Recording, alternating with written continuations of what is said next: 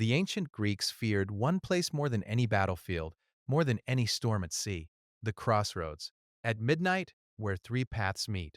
I'll tell you more. I personally still fear crossroads, because in this place, at this hour, something ancient and powerful was said to walk there. Something that existed before the Olympians, something that even Zeus himself never dared to tread. She carries two torches, lighting the way between the worlds of the living and the dead. Dogs howl as she passes. Are you listening yet? Ghosts follow her. She is Hecate, and she is perhaps the most misunderstood and most powerful goddess in all of ancient mythology. Just wait, because her real story is nothing like what most people think they know. Ready to learn the truth? Then watch this video to the end and don't forget to subscribe. Let's get one thing straight right away. Today, most people associate Hecate with darkness, evil, and witchcraft in a negative sense, as if she were some kind of horror movie villain. This image largely stems from medieval Europe, when the church reinterpreted many pagan deities as sinister figures. The real Hecate, the one worshipped by the ancient Greeks and Romans, was something far more complex and far more fascinating. Tell us in the comments who she is to you. Hecate was one of the oldest deities in Greek mythology. She predated the Olympians, the 12 major gods of Mount Olympus. She belonged to an earlier generation of cosmic powers, the Titans, although her exact origins vary depending on which ancient source you read. It's up to you to decide which version to believe.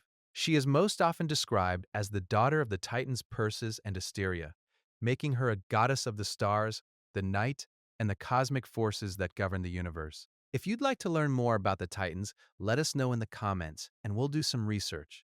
And here's a detail that distinguishes Hecate from almost all other deities in Greek mythology. Zeus never took away her power. When Zeus defeated the Titans and established his rule over the universe, he stripped most of the ancient deities of their power. But not Hecate? Why, you ask? He honored her. He allowed her to retain her unique dominion over the three realms: land, sea, and sky. The ancient poet Hesiod, writing in the 7th century BC, called her the most revered of all Zeus's beings. Not the most feared, not the most dangerous. The most revered. Perhaps she was so beautiful that Zeus could not harm her. This speaks volumes about who she truly was. Hecate is almost always depicted in one very specific and striking way, as a triple figure. Three women stand back to back, each facing a different direction, each holding torches. This image is called Hecate Triformis, Hecate in three forms, and it is one of the most powerful and significant symbols in all of ancient religion. But what does it mean? After all, she's only one woman. Hecate's three faces represent three different aspects of her power and three different ways she interacts with the world. One woman, but in three different forms. The first face looks to the past. Hecate is the keeper of memory, of what has already happened, the wisdom that comes with experience. This is Hecate the elder, the one who has witnessed everything. The second face looks to the present. Hecate is the keeper of the threshold, the space between what was and what will be. This is Hecate at the crossroads, a guide standing precisely at the point of decision. The third face looks to the future. Hecate as a prophetess, one who sees the coming before it arrives. She is Hecate the seer, one who whispers warnings in the darkness.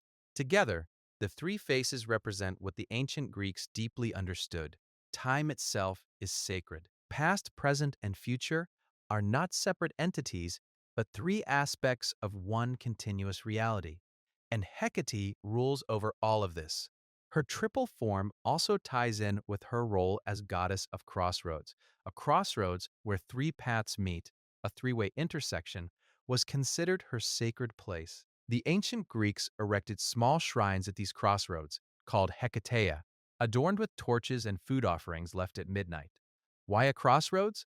Because a crossroads is a place of decision-making, a place where one must choose a direction, a place where the future is not yet written.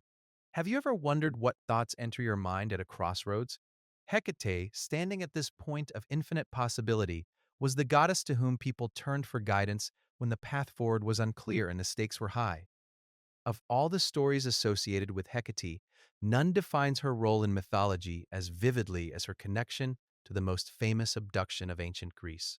So, have we intrigued you? You're probably familiar with the story of Persephone, the beautiful daughter of Demeter, goddess of the harvest, whom Hades abducted to make queen of the underworld. Yes, you can see that story on our channel. It's one of the foundational myths of ancient Greece, a story the Greeks told to explain the changing seasons. But here's the part of that story that's almost always omitted. When Persephone disappeared, her mother Demeter, in desperate grief, searched the earth. She asked everyone, gods, mortals, nymphs, spirits, if anyone had seen her daughter. No one answered. The earth plunged into winter, and Demeter, consumed by grief, allowed the harvest to perish. Remember that story? But there was one being who witnessed what happened, Hecate. She heard Persephone scream from her cave. She heard the moment of the abduction, and when Demeter came to her with a torch in her hand, searching in the darkness, Hecate stepped forward. She didn't have all the answers. She didn't see who had abducted Persephone, but she heard, and she told Demeter everything she knew. Together, Hecate and Demeter went to the sun god Helios, who sees everything from his chariot in the sky, and he confirmed the truth. Hades had taken Persephone to the underworld. What happens next is astonishing. After Persephone finally returns to the world of the living, at least for part of the year, Hecate becomes her constant companion and guide. Each time Persephone descends to the underworld, Hecate goes with her, lighting the way with torches through the darkness. Every time Persephone returns to Earth, Hecate leads her back. She becomes the eternal guide between two worlds, one who knows the way through the darkness and is never afraid to walk it. This is the essence of who Hecate truly is. Not a goddess of evil, not a frightening figure, but a guide, a witness, one who brings light into the darkest places so that others don't have to walk them alone. Now let's talk about the aspect of Hecate that most people are familiar with, her connection to magic. Because yes, Hecate was certainly the goddess of magic in the ancient world, but the ancient understanding of magic was very different from the Hollywood version most of us have in our heads. In ancient Greece, magic, or what they called pharmakia, was closely linked to knowledge of the natural world. Plants, herbs, roots, minerals, lunar cycles, these were the raw materials for magical practice. A skilled magician wasn't someone who waved a wand and uttered made-up words. They were someone who understood the hidden properties of the natural world and knew how to harness them. Hecate was the divine patron of this knowledge. She knew which plants could heal and which could harm.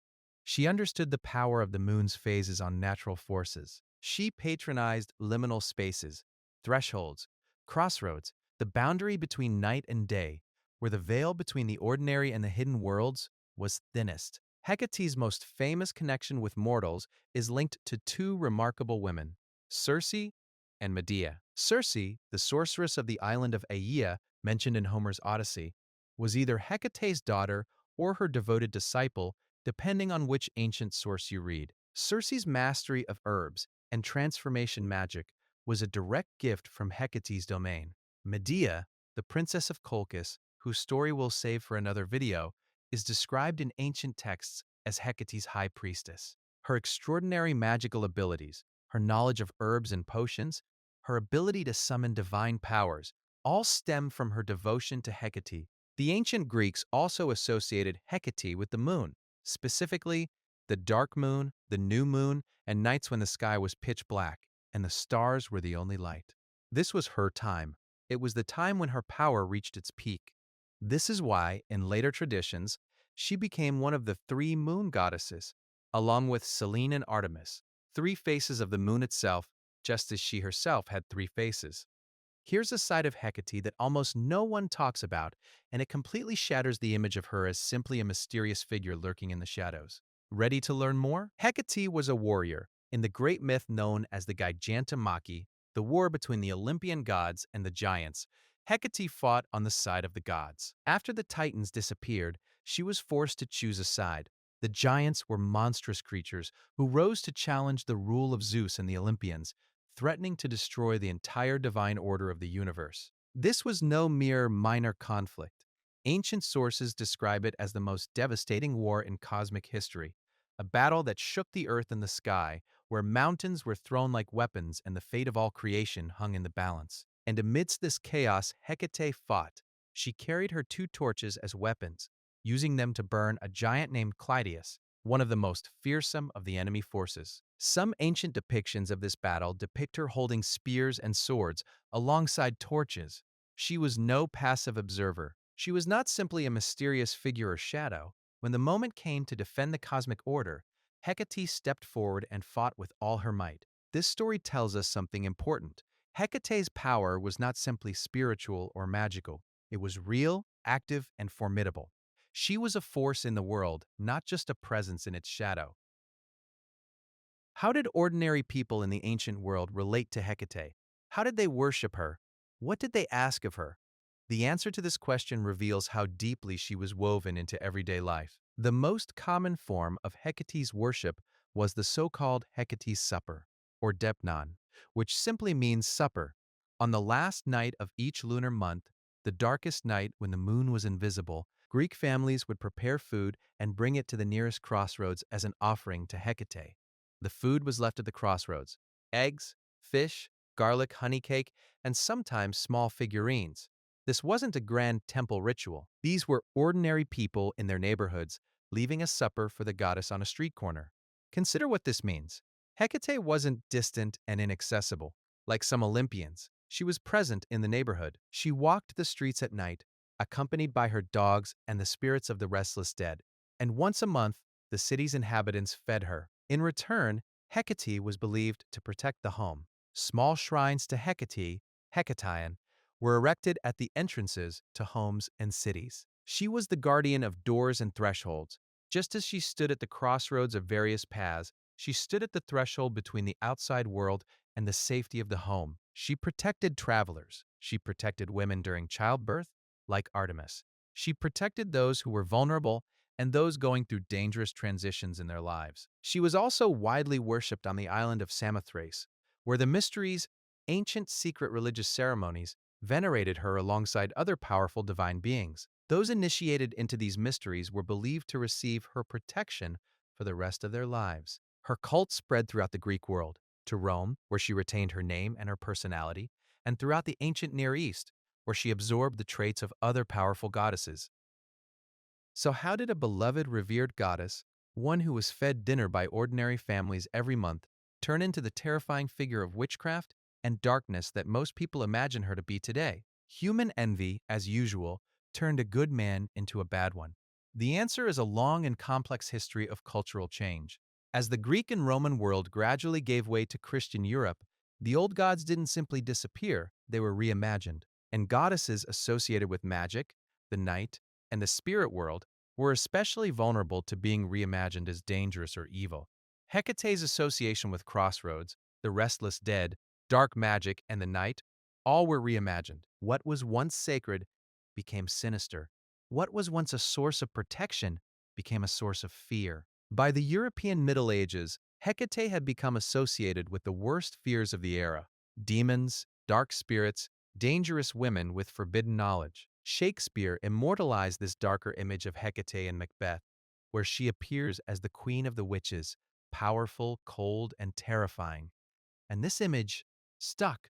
For centuries, Hecate has been remembered primarily through this prism: the goddess who guided Persephone through the darkness, who fed the hungry dead, who protected doorways and crossroads. This Hecate was largely forgotten. But here's what's remarkable: she's being remembered again. In the 20th and 21st centuries, Hecate has experienced a genuine and powerful revival.